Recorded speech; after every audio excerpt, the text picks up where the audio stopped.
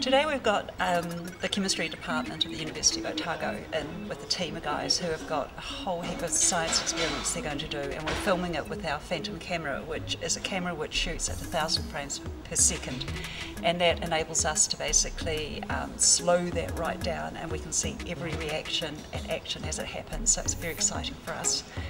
We're shooting that for our stock footage library, which we can then sell to producers of advertising, educational material and other documentaries all over the world.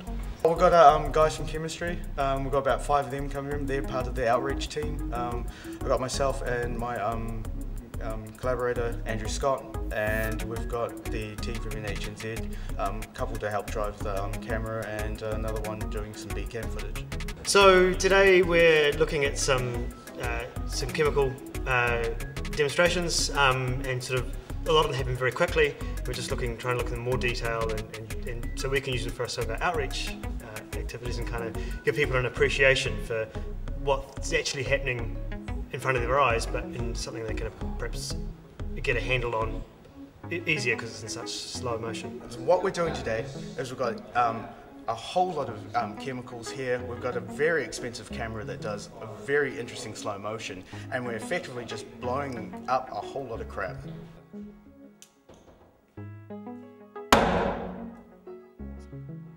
So we're trying to create a unique set of imagery by shooting some very visual chemistry experiments at a very, very slow motion using a very special type of camera here called the Phantom. The Phantom is special because most cameras shoot on what's called 25 frames per second, and that's how you get natural movement. This camera can shoot at full HD at 1,000 frames per second, and when you stretch it out to 25, you're effectively warping time in a way that humans can't observe. And on the plus side, it's in full HD as well, so it's very broadcastable, very unique set of images. So we're part of the chemistry department, and a big part of what we do is science education in schools and get school kids enthused about science, and hopefully when they make those choices about what they want to do with their lives, maybe science will play a bigger part, because it's such an important idea is to be really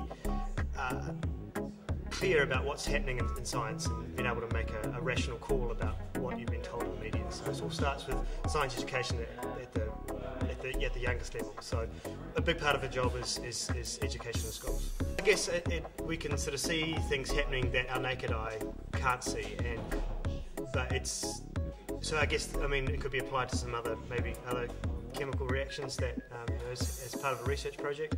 But here we're particularly focused on the visual effects.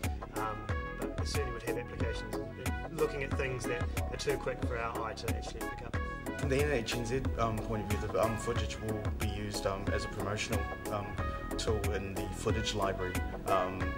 The idea is we can create them, show some of these images out to the rest of the world. NHNZ represents worldwide. We have got people who are making documentaries all over the world, and one of the things that they're looking for is really dramatic action shots. So the shots that we're creating there at the moment could be used anything from theatres, cinema, for explosions, sort of demonstrating scenes of houses being blown up, right through to educational producers who are producing content that will be shown in schools, and especially the chemistry science part of it, because it's an area where not a lot of people have content, and certainly not the quality of content we have.